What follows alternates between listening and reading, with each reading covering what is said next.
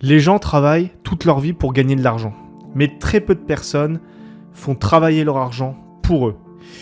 Et malheureusement, ça donne des situations très différentes. Il y a grosso modo deux catégories de personnes.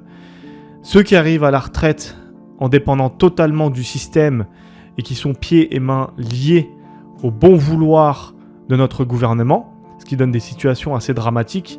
On peut voir des retraités qui ont travaillé toute leur vie dure, avec des salaires décents, 2000, 2500 euros net, et qui se retrouvent avec des retraites en dessous de 2000 euros. Ça fait très mal.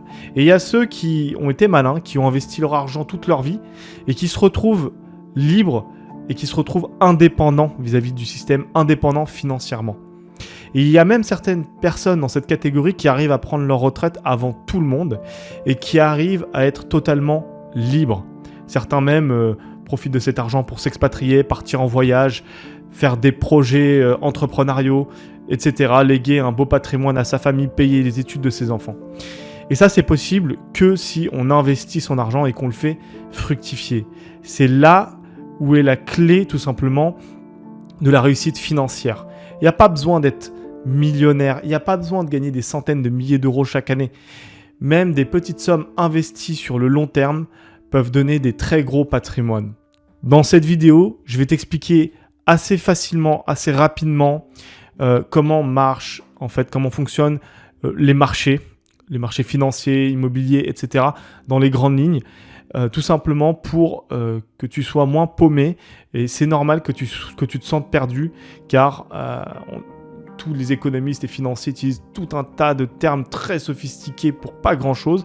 Et je vais t'expliquer très rapidement comment fonctionne notre système financier et comment toi tu peux en tirer profit pour tes intérêts personnels. Juste avant de commencer, je t'invite à laisser un petit pouce bleu pour me donner de la force, à laisser un petit commentaire et à partager la vidéo.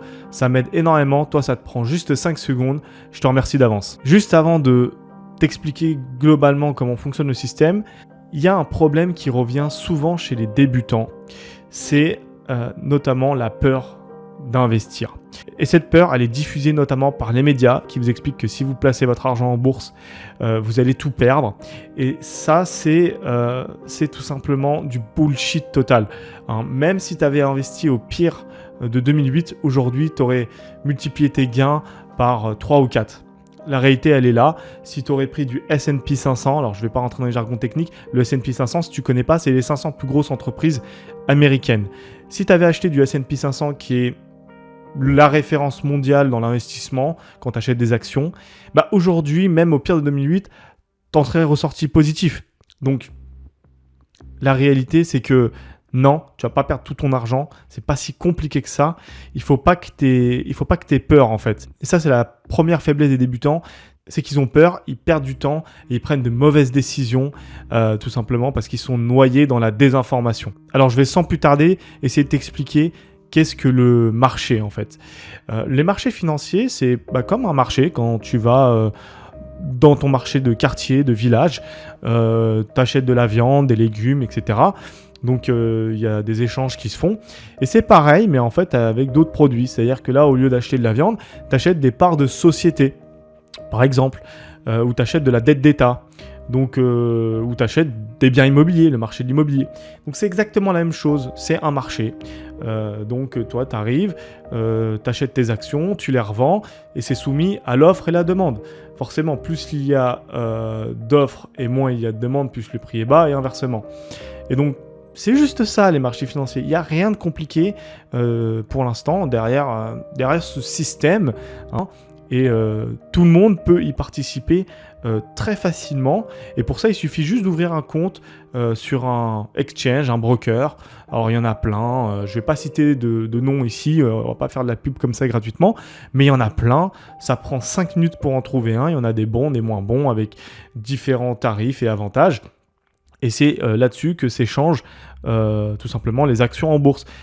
À l'ancienne, à l'époque, ça se faisait directement en salle de marché, ce qui se fait plus du tout aujourd'hui. Maintenant, tout se fait depuis un simple téléphone ou un ordinateur. Tu peux réaliser ce genre d'opération. Alors, il y a tout un tas de paramètres qui peuvent faire baisser ou monter le marché ou des parties du marché, comme, je sais pas, par exemple, le pétrole ou une certaine entreprise ou un ETF, etc. Donc il y a plein de données à prendre en compte, il y a le chômage, il y a l'inflation, il y a la croissance, etc., etc.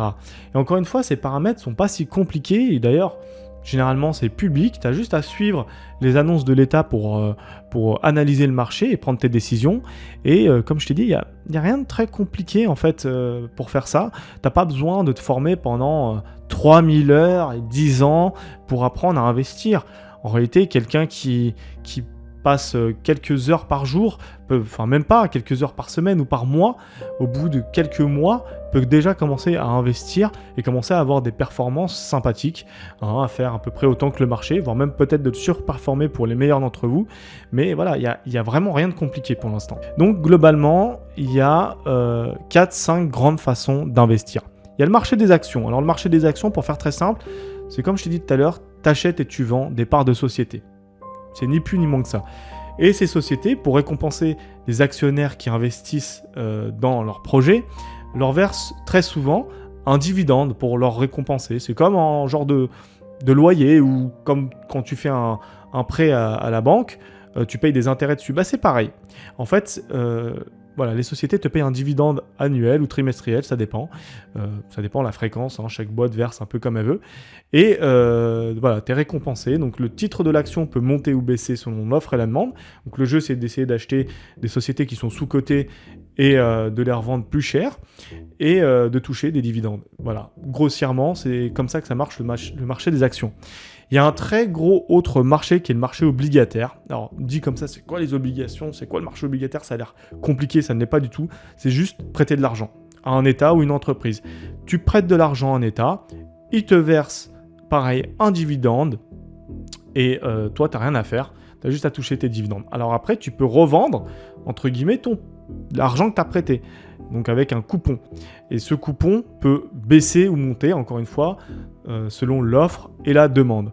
Donc les obligations, c'est ni plus ni moins que prêter de l'argent en État, une entreprise, contre un dividende annuel ou trimestriel, ça dépend. Il y a évidemment le marché de l'immobilier, donc plusieurs façons d'y accéder, via les SCPI, via la dette. La dette, ça peut être un super bon levier. Tu peux sortir très peu d'argent, voire pas du tout d'argent de ta poche. Par exemple, je sais pas, tu sors 30 000 euros, tu achètes un bien à 100 000 euros avec de la dette, tu le fais s'autofinancer et toi, du coup, tu n'as mis que 30 000, mais tu récupères un bien au bout de quelques années qui vaut 100 000, voire plus, parce que le prix, la valeur de ton bien peut monter, si le prix de l'immobilier monte, et tu touches tes loyers. Donc c'est magnifique. Après, c'est technique. Donc c'est pour ça que, comme je t'ai dit juste avant les SCPI, en fait, tu achètes de l'immobilier avec d'autres personnes et par exemple, tu achètes 1/1000 du bien et donc tu touches 1/1000 des loyers. Voilà. C'est aussi simple que ça. Et au bout d'un certain temps, le bien est vendu et tu récupères la plus-value en plus de tous les loyers que tu as reçus tous les mois. Voilà, c'est les grandes façons d'investir. Et après, bien sûr, tu peux acheter cash. Tu peux décider de ne pas passer par la dette. Tu as 1 million d'euros, par exemple, et tu décides d'acheter 3 biens à 330 000 euros et tu les mets en location. Alors, voilà, encore une fois, l'immobilier, c'est un peu technique parce qu'il y a plein de façons de le faire. Il y en a qui font ça pour avoir des rentes. Il y en a qui font ça pour juste faire de la plus-value. Ils estiment qu'avec un coup de peinture, en rénovant un immeuble, par exemple, ils peuvent faire une grosse plus-value. Et donc, ils ne vont pas forcément chercher à récupérer des loyers, mais ils vont plutôt chercher à faire un gain sur la vente. Voilà, globalement. Ensuite, il y a le marché des matières premières. Donc, ça va être, on pense souvent au pétrole, on pense souvent à l'argent, au cuivre, etc. etc. Donc, pareil, c'est soumis à l'offre et à la demande. Et dans les matières premières, je mettrai à part l'or, qui a un rôle particulier. Je ne vais pas rentrer dans les détails, mais globalement, l'or est un actif défensif. Je ne vais pas rentrer dans les détails trop techniques parce que c'est corrélé au marché obligataire, etc. On verra ça dans d'autres vidéos.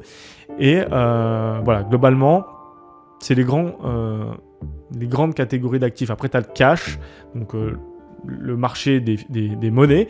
Donc, tu peux échanger une monnaie à l'autre parce que tu sais, il Il y a des taux de change différents, il y a des gens qui se font de l'argent en échangeant les monnaies entre elles, cet argent, évidemment, tu peux aussi le placer dans le marché obligataire, par exemple. Tu peux acheter du yen pour acheter des obligations, être repayé en yen. Enfin, c'est un exemple, hein, je te dis pas de le faire, c'est pas un conseil financier, c'est juste pour t'illustrer le propos.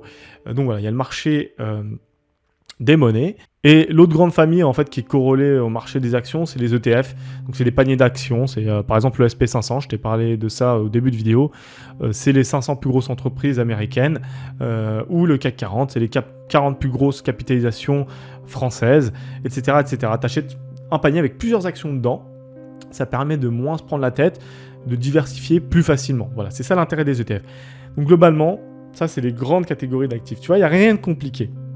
Quand tu vois tous ces experts te dire « Alors machin, le marché obligataire a pris 30%, ce qui va influer sur 6... » Voilà, c'est pas si compliqué que ça. Si tu sais pas ce que c'est une obligation, maintenant tu le sais dans les grandes lignes. Alors, encore une fois, quand tu as investi sur les marchés financiers, il faut éviter de faire certaines erreurs de débutants, notamment être en panique dès qu'il y a un mouvement et tout vendre en perte. Ça, c'est complètement débile. Ou alors vouloir devenir millionnaire, vouloir être le nouveau Warren Buffett en 6 mois et avec une mise de départ de 1000 €. C'est absurde, ce n'est pas possible. Si tu veux faire 1 million d'euros comme ça en 6 mois, bah écoute, va au casino, fais du gambling, tu auras plus de chance. Mais non, les marchés financiers, ça reste quand même quelque chose de sérieux, hein. Donc on évite d'y aller comme si on allait au casino. Les marchés financiers vous permettront d'acquérir un patrimoine, un capital sur le long terme. Ça va prendre du temps. Ça ne se fera pas demain la veille. Donc voilà, ça c'est une grosse erreur, c'est la notion du temps. Ça prend du temps, ok, mais ça paye bien. Et plus ton capital augmente, plus ça va bien te payer.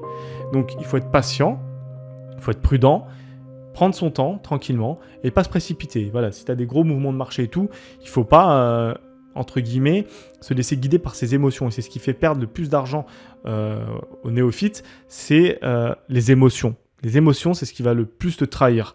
Donc, pas de panique, surtout pas de panique. Et une autre erreur très fréquente des débutants, c'est d'écouter les conseils TikTok. Voilà. Tu vois un gars sur TikTok qui t'a l'air sympathique, qui essaie de te vendre une formation bidon à 3000 € pour t'apprendre à devenir Warren Buffett en 2 mois. Ça, c'est à fuir.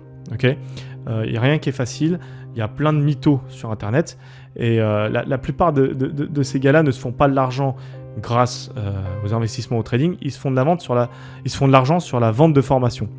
Donc attention à ce que tu peux trouver sur internet, il y a plein de gars qui te vendent du bullshit. On a, surtout à l'époque où il y avait un ancien bull run crypto, tu avais plein de gars qui avaient des chaînes qui n'avaient rien à voir en fait avec les marchés financiers, qui n'avaient rien à voir avec les crypto-monnaies, des influenceurs purs et durs qui se mettaient à vendre des formations trading et ça a été un carnage. Parce que tu as des gars qui sont allés sur les marchés avec des leviers x10, x20, x100 et qui se sont fait défoncer leur compte en une après-midi. Donc ça, c'est à fuir. Donc voilà, globalement, pour aujourd'hui, ce sera à peu près tout. Voilà, c'est juste une vidéo pour t'expliquer l'importance d'investir parce que c'est le seul moyen que tu auras actuellement pour devenir indépendant sur le long terme. Si tu veux rester salarié, c'est la réalité.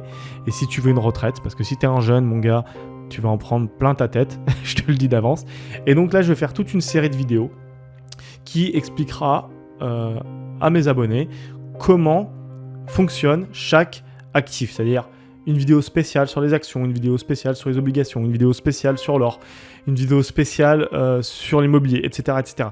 En fait, là, l'optique, c'est vraiment de prendre des gens qui n'y connaissent presque rien, mais qui sont intéressés par les marchés, qui souhaiteraient commencer à investir, à épargner intelligemment. Et donc, je vais les guider, en fait, pas à pas, pour comprendre les bases, les fondamentaux indispensables pour placer de l'argent sur les marchés financiers. Voilà. Ce sera tout pour aujourd'hui. Si tu as aimé, n'hésite pas à laisser un pouce bleu, à encore une fois commenter, à partager cette vidéo, notamment si tu as un ami qui s'intéresse au marché ou qui fait n'importe quoi, qui met de l'argent comme s'il était au casino. Envoie-lui cette petite vidéo et dis-lui de s'abonner à ma chaîne parce que ça pourrait lui servir. Il y a déjà plein de vidéos aussi sur ma chaîne que je t'invite à regarder. Et puis voilà, si tu as aimé, encore une fois, n'hésite pas à me soutenir. Merci à toi.